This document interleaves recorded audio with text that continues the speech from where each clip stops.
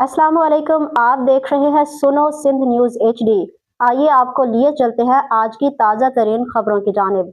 नौशहर और फिरोज रिपोर्ट में GM ईरानी बिजली की पैदावार में नुमाया कमी और मुल्क भर में तलब में मुसलसल इजाफे के बायस पाकिस्तान में बिजली का शदीद शॉर्टफॉल पैदा हो गया है, जिसके नतीजे में मुख्तलिफ शहरों में लोड शेडिंग का दौरानिया बढ़ा दिया गया है। सूरत हाल पर रोशनी डालते हुए Sukkur electric power company SEPCO के chief executive officer Ejaz Ahmed Channa ने अपने जारी करदा पैगाम में कहा कि इजाफी लोड शेडिंग का मसला सिर्फ सेप्को तक महदूद नहीं बल्कि पूरे मुल्क को इसका सामना है। उन्होंने कहा कि मुल्क में तवानाई के बहरान की बुनियादी वजह बिजली की पैदावार और खपत में बढ़ता हुआ फ़र्क है, जिसकी वजह से पावर डिस्ट्रीब्यूशन कंपनियों को मुश्किल फैसले करने पड़ रहे हैं। एजाज अहमद चन्ना के मुताबिक हालिया बैनुल-अक़वामी और जंगी सूरत हाल के बायस पेट्रोलियम मसनूआत की कीमतों में इजाफा हुआ है, जिसके असरात बराह रास्त बिजली की पैदावार पर भी पड़े हैं। उन्होंने मजीद बताया कि वफाकी हुकूमत ने आवाम को रिलीफ देने और बिजली की कीमतों में मजीद इजाफे से बचाने के लिए पीक आवर्स के दौरान 2 घंटे इजाफी लोड शेडिंग का फैसला किया है।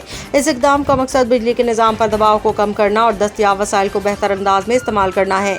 CEO सेप्को ने आवाम से अपील की कि वो बिजली के इस्तेमाल में एहतियात बरतें और गैर ज़रूरी बरक़ी आलात बंद रखें।